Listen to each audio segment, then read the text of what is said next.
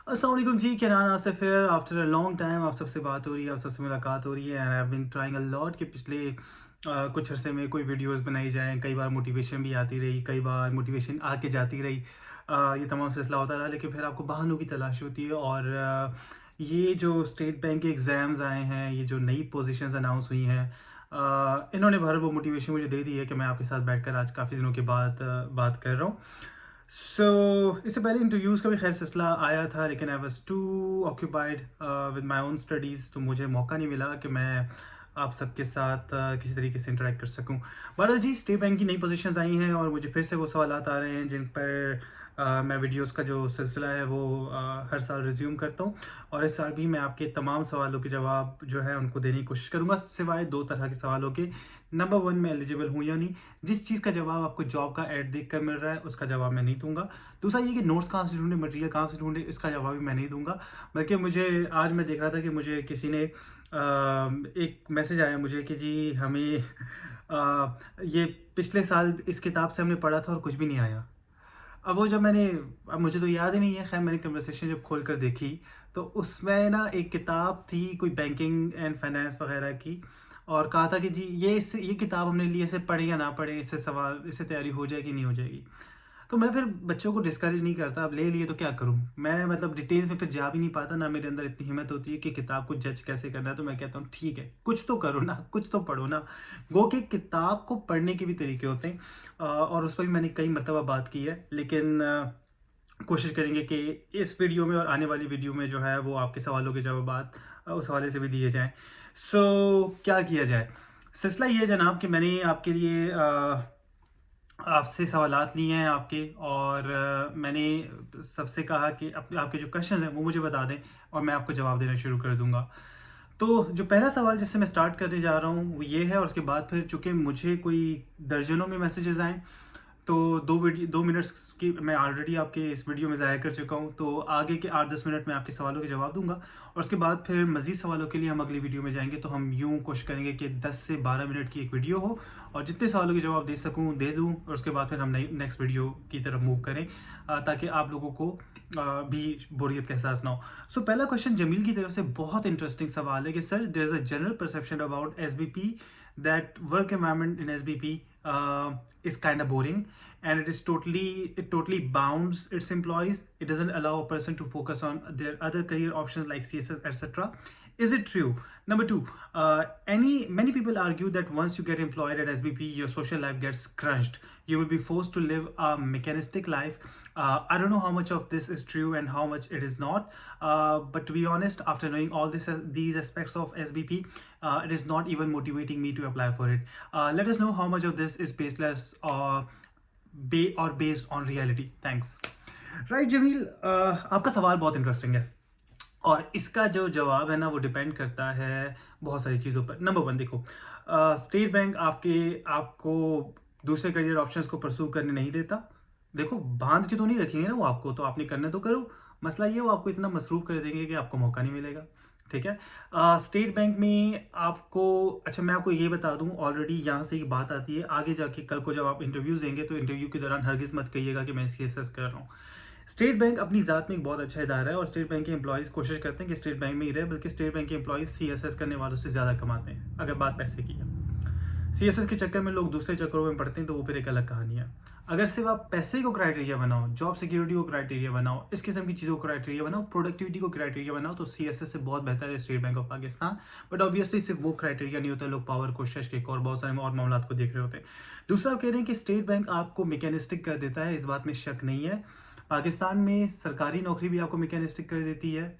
ठीक है। पाकिस्तान में आपको ब्यूरोक्रेसी भी, सीएसएस जैसी चीज़ें भी, जब पेपर पलटते हो और कुछ भी ऑनलाइन नहीं है ना, और आज से 50 साल पहले की जो कागजी कार्रवाइयाँ होती हैं वो आज आप देख रहे होते हो, forwarded for perusal and approval जैसे वर्ड्स आप नोट शीट्स पे लिखते हो, आपको लग पता जाता है। ठीक है।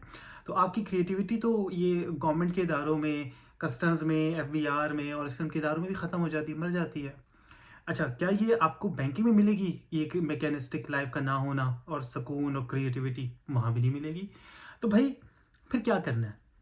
देखो, सच्ची बात यह है कि किसी भी करियर में बहुत कम ऐसे करियर्स होते हैं जहाँ पे आपको क्रिएटिविटी का पूरा मौका मिलता है। ठीक है।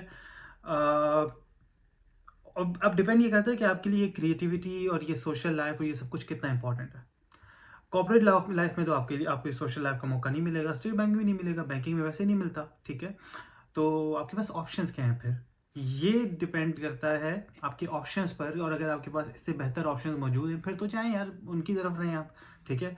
लेकिन अगर आपके ऑप्शंस ये हैं कि इस वक़्त आप बेरोज़गार हैं, तो फिर स्टेट बैंक से बेहतर ऑप्शन कोई नहीं है। अगर आप ऑलरेडी बहुत अच्छा कमा रहे हैं और आपको सिर्फ़ ज़िंदगी में कुछ और चीज़ों की ज़रूरत है और उसके बदले में आपको जो कुर्बानी देनी पड़ रही है स्टेट बैंक जाने के लिए, वो बहुत बड़ी है, तो फिर state bank is not for you.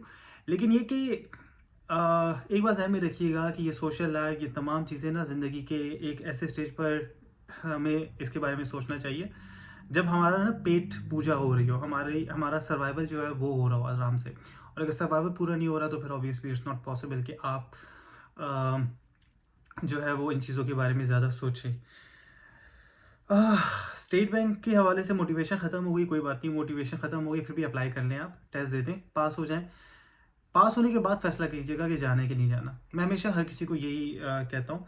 अब ये बात मेरे अपने करियर में भी लागू होती है कि मैंने एक चीज़ सीख ली है ज़िंदगी में कि यार ये जाना या नहीं, पसंद है या नहीं की बात तब आती है जब आपके पास फैसला करने का इम्कान होता है। जब आपके पास ऑफ़र होती है हाथ में, फिर आप कहते हो यार अच्छी है कि बुरी है। पहले ऑफ़र तो लो ना, पहले टेस्ट तो पास करो, तो पहले टेस्ट दे के पास करें और फिर डिसाइड कर लीजिएगा कि क्या करना है।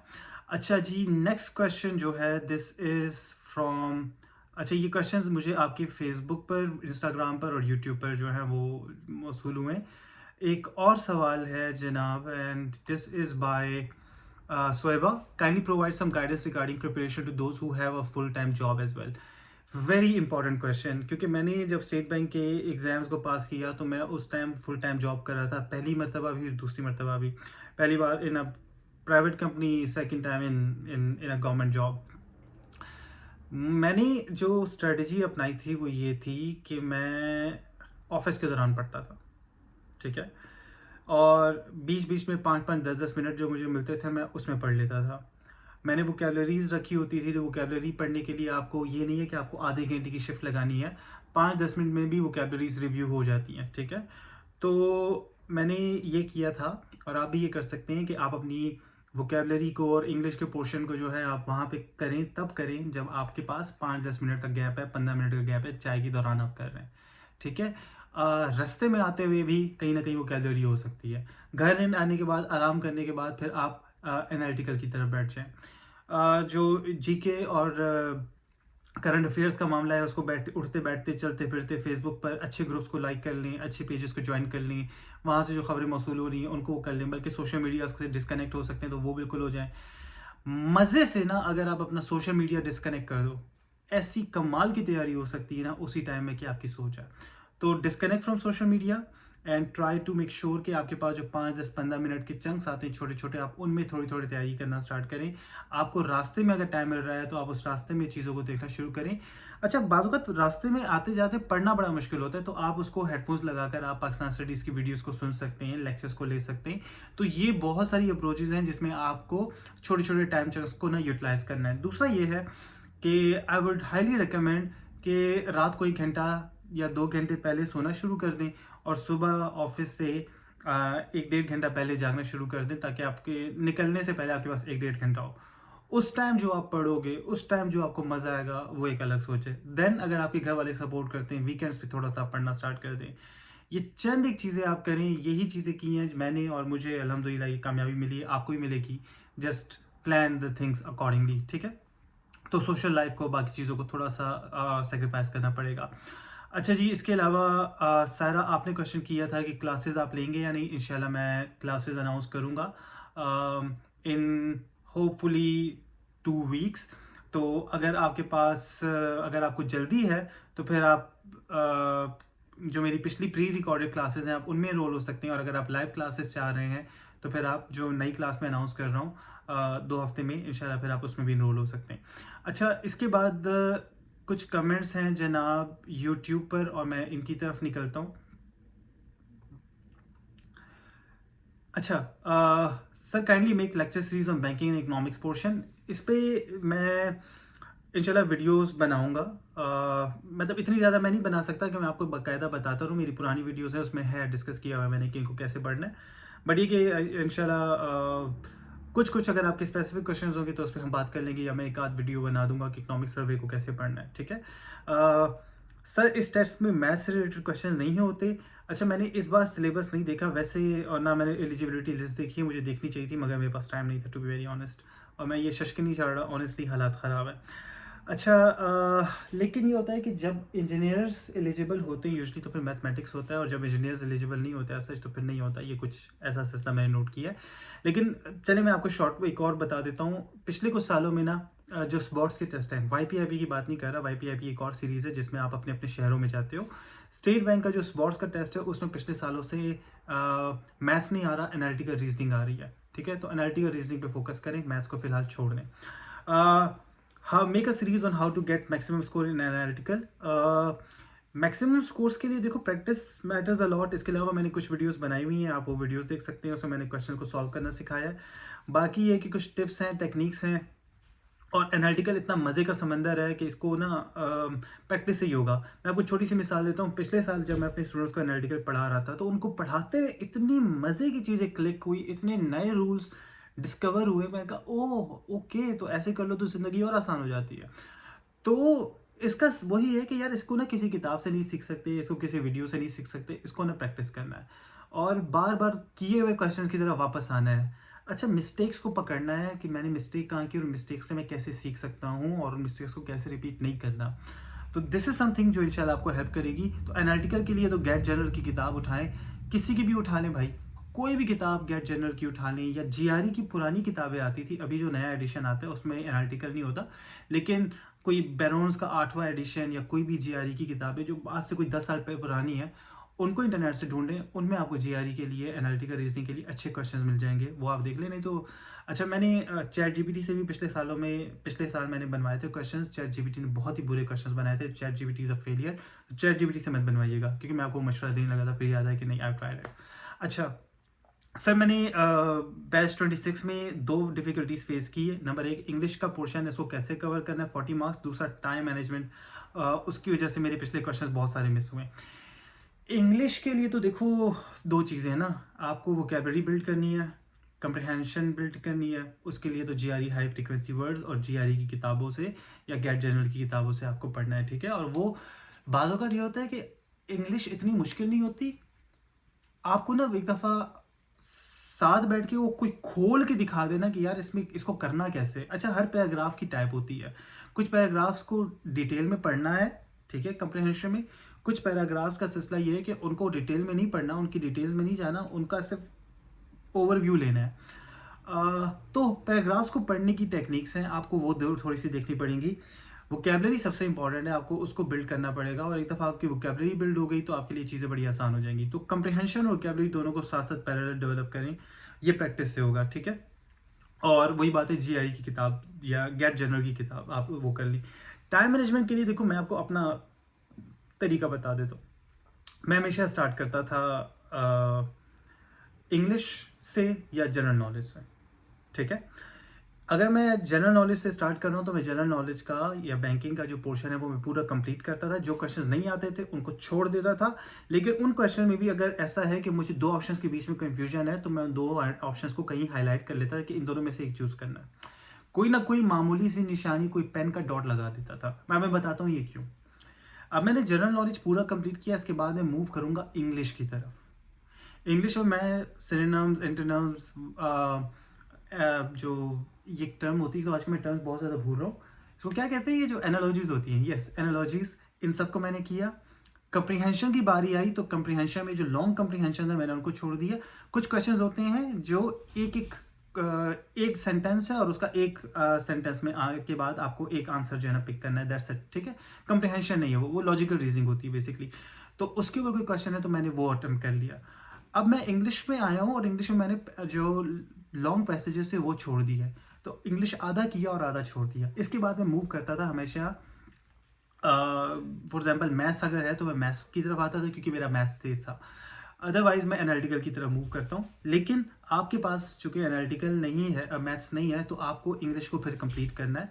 तो पहले जनरल नॉलेज कर लें अपना, ठीक है, और जो नहीं आते उनको बस हाईलाइट कर लें 1-2 ऑप्शंस कि इन दोनों में से ये एक हो सकता है, तुक्के करके एलिमिनेट कर सकते हैं तो कर दें। जनरल नॉलेज, उसके बाद इंग्लिश में पहले सिनोनिम्स, एंटोनिम्स और ये एनालॉजीज, और उसके बाद आपकी जो रीडिंग कम्प्रिहेंशन है वो। बल्कि मैं रीडिंग कम्प्रिहेंशन से पहले आपको रिकमेंड करूंगा कि आप एनालिटिकल रीजनिंग पे चले जाएं। एनालिटिकल रीजनिंग आप अपनी कंप्लीट करें, और एनालिटिकल रीजनिंग कंप्लीट करने के बाद जीके के बचे हुए क्वेश्चन जो हैं उनको आप मार्क कर लो, उनको भी आपने अटेम्प्ट कर लेना है, जो आते हैं जो नहीं आते उन सबको कर लेना है। After that move back to your English, और वो इंग्लिश की जो लॉन्ग कम्प्रिहेंशन है वो, तो तरतीब थोड़ी समझ लें, मैंने शायद कम्प्लेक्स कर दिया इसको। स्टार्ट विथ जीके, जो क्वेश्चंस नहीं हो रहे उनको छोड़ दें, मूव टू इंग्लिश, और सिनोनिम्स, एंटोनिम्स और शॉर्ट क्वेश्चन जो हैं वो कर लें। इसके बाद मूव टू एनालिटिकल, एनालिटिकल के बाद मूव टू जीके अगेन। जो क्वेश्चंस रह गए थे, बाज़ वक़्त क्या होता है कि आंसर्स क्लिक हो जाते हैं, आपको लग रहा होता है कि ये दो तुक्के हैं, इन दोनों में से कोई एक हो सकता है, उस वक्त डिसाइड नहीं हो पा रहा था, बाद में इस दौरान आधे पौने घंटे के बाद आओगे तो वो बेहतर समझ आ जाएगी। और उसके बिल्कुल लास्ट में आपको आना है कम्प्रिहेंशंस पर। आप अपना बहुत सारा टाइम वेस्ट करोगे अगर आप रीडिंग कम्प्रिहेंशन को शुरू में कर रहे हो, ठीक है, that's going to waste your time, your effort, everything. Aslam sir, could you please arrange classes for general knowledge divided into 3 subparts: banking, current affairs or Pakistan affairs, and banking and economy, sports and Pakistan affairs, current affairs. Yes, inshallah मैं class arrange कर रहा हूँ इस अगले 1-2 हफ्तों में, बल्कि hopefully इस मंथ के एंड में। तो वहाँ से यू कैन डेफिनेटली इनरोल, और फिर वो क्लासेस जो है मैं आपकी अनाउंस कर दूंगा यहाँ पर भी। इसके अलावा अगर आप इंटरेस्टेड हैं तो इंस्टाग्राम पर और फेसबुक पर आप मुझसे कांटेक्ट कर सकते हैं, और मैं आपको इनरोलमेंट की डिटेल्स दे दूंगा। अच्छा, additionally could you please make videos on how to cover the highlights and overview of the economic survey of Pakistan since the values keep changing in Dawn, should we rely on economic survey data? Yes, उसका मैं आपको तरीका थोड़ा सा बता दूं, और ये लास्ट क्वेश्चन है जिसको मैं आंसर कर रहा हूँ। इसके बाद फिर चूंकि वीडियो तवील हो रही है तो बाकी क्वेश्चन नेक्स्ट वीडियो में। इकोनॉमिक सर्वे ऑफ पाकिस्तान को ऐसे डील करना है आपने कि इकोनॉमिक सर्वे ऑफ पाकिस्तान हमेशा होता है साल के पहले 3 क्वार्टर्स का, यानी जुलाई से लेकर अप्रैल तक, मार्च तक या अप्रैल तक, ठीक है, क्योंकि जून में पब्लिश होना होता है तो सारा डाटा मार्च और अप्रैल तक कंटिन्यू कलेक्ट कर लिया जाता है। अब आपने यहाँ तक जो डाटा है वो तो आपने ले लिया, ठीक है, पिछले साल का। इसके बाद आपको बहुत सारी वेबसाइट्स हैं, वर्ल्ड बैंक की वेबसाइट भी है और बहुत सारी वेबसाइट्स हैं, आपको वहाँ से ना मज़ीद अपडेटेड डाटा मिल जाएगा। तो इकोनॉमिक सर्वे ऑफ पाकिस्तान से आपको देखना यह है कि कौन कौन से फैक्ट्स, फिगर्स इंपॉर्टेंट है, रेलेवेंट है, बात किन चीज़ों पर हो रही है, और फिर उनके अपडेटेड फिगर्स के लिए आपको एक कदम आगे बढ़ना है और आपने वर्ल्ड बैंक से डाटा लेना है। इसके अलावा कुछ और वेबसाइट्स हैं, आप वहाँ से डाटा देख सकते हैं। और आईबीपी के जो लेटर्स हैं ना, इकोनॉमिक बुलेटिन ऑफ पाकिस्तान, उसे हालांकि पिछले 2 सालों में इंटरव्यू के क्वेश्चंस नहीं आ रहे, सॉरी पेपर के क्वेश्चंस नहीं आ रहे, मगर वो आपको अपडेटेड जीडीपी, जीआर, ये जीआरई कह रहा हूँ, अपडेटेड जीडीपी, जीएनपी के जो रेट्स हैं ना वो दे देता है। तो आप जुलाई के अगर लेटर्स देखेंगे, अगस्त के लेटर्स देखेंगे ना, तो वहाँ से आपको मिल जाएंगे। तो आपको थोड़ा सा बैकवर्ड जाना पड़ेगा, तो थोड़ा सर्च करना पड़ेगा। तो इकोनॉमिक सर्वे जो है वो उसमें से अपने 2023-24 का जो साल है उसके फिगर्स को आपने पूरा करना है। डॉन के फिगर्स चेंज होते रहेंगे, मगर आप फाइनेंशियल ईयर की जो प्रोग्रेस है ना उसको आप कंप्लीट कर लें 2024, 30 जून 2024 तक की, ठीक है। अच्छा, जीके करंट अफेयर्स की प्रिपरेशन कहाँ से करें? किसी किताब से मत करें, कोई वो ना करें, इंटरनेट पकड़ें, इंटरनेट से करें। और उसका तरीका ये है कि एक लिस्ट ऑफ टॉपिक डेवलप कर लें और उन टॉपिक्स को पकड़ के उसको इंटरनेट पे सर्च करना स्टार्ट कर दें और उसके ऊपर एसेस पढ़ना स्टार्ट कर दें। इंशाल्लाह this will help you a lot. अगला सवाल फिर इंशाल्लाह नेक्स्ट वीडियो में करते हैं इसको। Thank you so much and इंशाल्लाह सी यू सून।